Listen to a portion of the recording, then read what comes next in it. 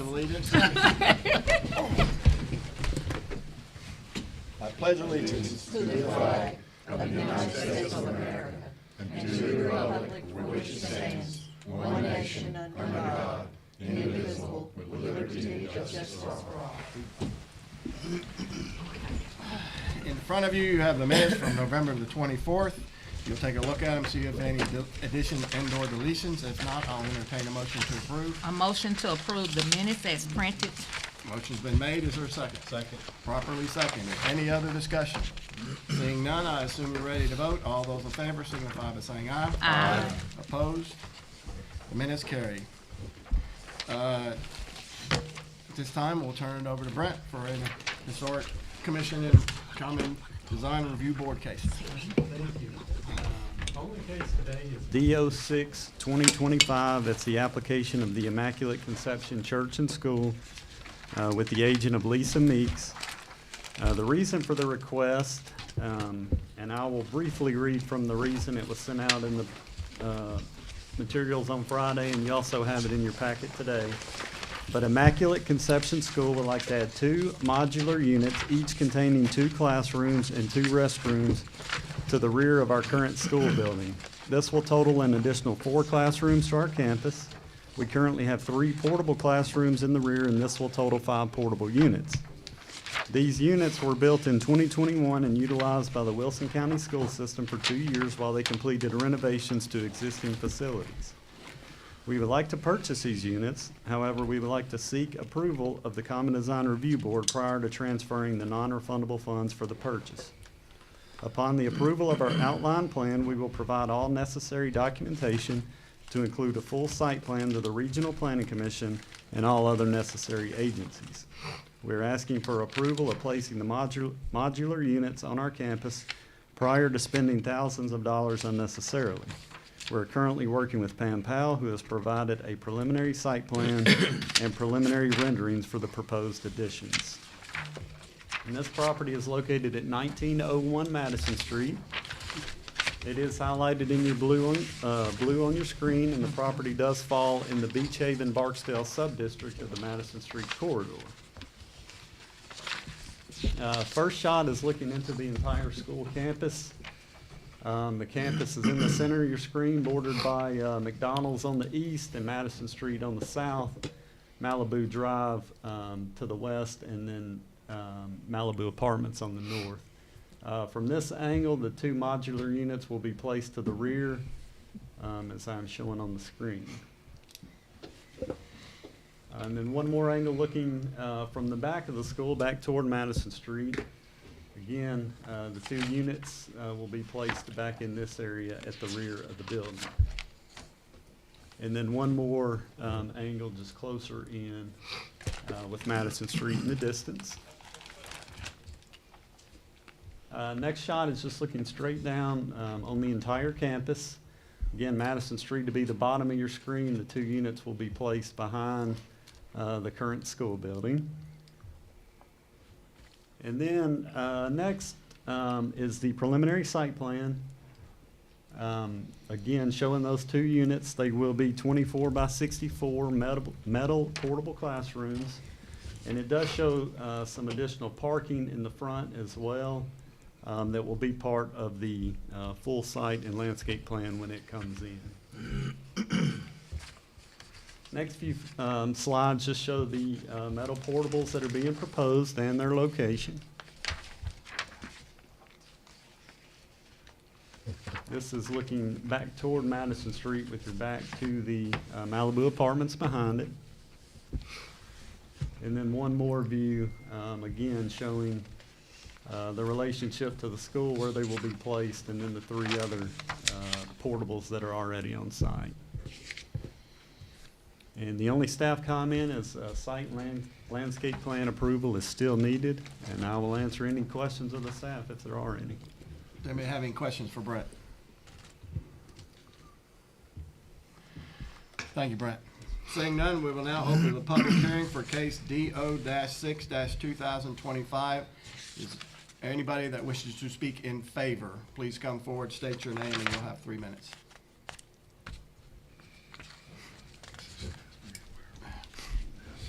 and I'll be using this timer, so if you hear it go off, it's it. Okay. Hi, I'm Lisa Meeks. I'm with Immaculate Conception Church and School. And your address too, please. I'm sorry? Your address too, please. 2072 Roxbury Lane in Clarksville. Thank you. So we are fortunate to be looking at needing to grow our campus, our school campus. So currently, as we've said, we do have the 3 portables in the back of our building. These additional modulars, if anyone is familiar with Clarksville Christian, that's out at X11. There's some portables that are the same portables that we're purchasing.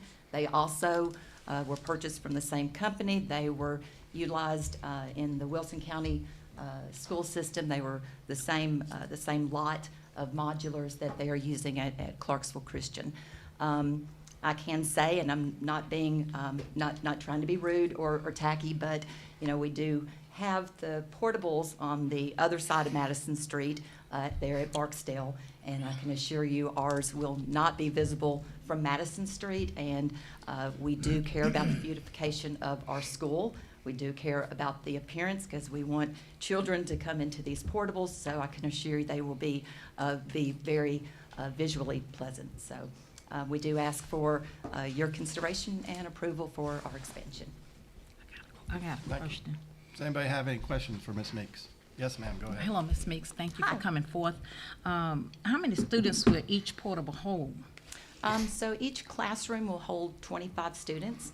So altogether, that would be 100 students for the four classrooms. So are y'all over maxed in your capacity for the students you have now? What we're doing, we're also merging our preschool, which is on a separate campus. So we're merging those students into our current facility on Madison Street. So we do not have enough room in our current facility to house everyone at this time. So how many are you bringing over from that preschool? We will be bringing approximately 40. Approximately, okay. And some room to expand. Do they have restrooms in them? They do. They do? Okay. And we have also already contacted Roto-Rooter to look at how we can tie those water lines and sewer lines in to the front of the building. And so we have already reached out to make sure that is we're able to get those properly connected. All right. Thank you very much. Okay. Any other questions for Ms. Meeks? Thank you. Would anybody else like to speak in favor? Please come forward, state your name and address. You'll have 3 minutes. Anyone else in favor? Would anyone like to speak in opposition? Please come forward, state your name and address. You'll have 3 minutes. Anyone in opposition? Since seeing none, we will now close the public hearing on case DO-6-2025. Do you guys have any more questions? If not, I'll entertain a motion. A motion to accept. Motion's been made. I'll second. Is it properly seconded? Any other discussion? Seeing none, I assume you're ready to vote. All those in favor signify by saying aye. Aye. Opposed? Motion carries unanimously. Thank you. Is there any other business to come before this body? Is there anyone that would like to make a public comment? Mr. Chairman, I'll just give 2 quick updates here. Okay. For the members, you can see right in front of you here, these microphones. They've been getting programmed over the past month, and hopefully next month we'll be able to start using them. So we'll put the word out when we're going to use them. We'll ask you to come in maybe 15 minutes early, play around with it, understand it. It's a push to talk system, so you can push the button and be recognized and have the mic turn on and off so that they're not always on. It'll also be a small speaker so you can hear across the room better, and we don't know if we're going to use the screen right off the bat, but it'll also have screen capability in the future. So part of what the RPC budgeted for this fiscal year, they finally came in last month, and we're getting them programmed, ready to go.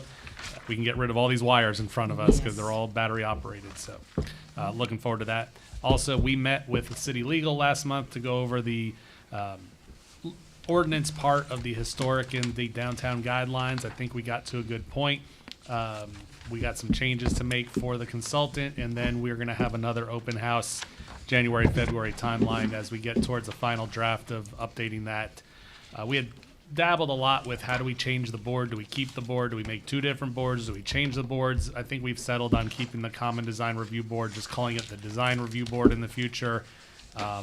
maybe structuring the agenda just a little differently, so it does appear to be two different boards, a historic and a design board, but I think we're gonna press forward with that.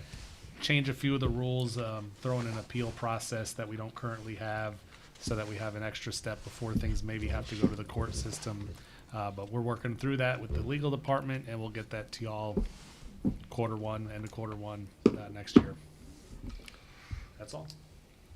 Will we be able to vote on those as well currently, or that's in the I future? don't think I so. think so. Oh, I think no. that was a whole nother system. Okay, just checking, because I thought it had. So in the review and the new guidelines, is there a difference for making things staff level versus having to come to the entire board? Because to Yeah, me, good something question, like Doug. this that could not even be seen from Madison Street shouldn't have held them up.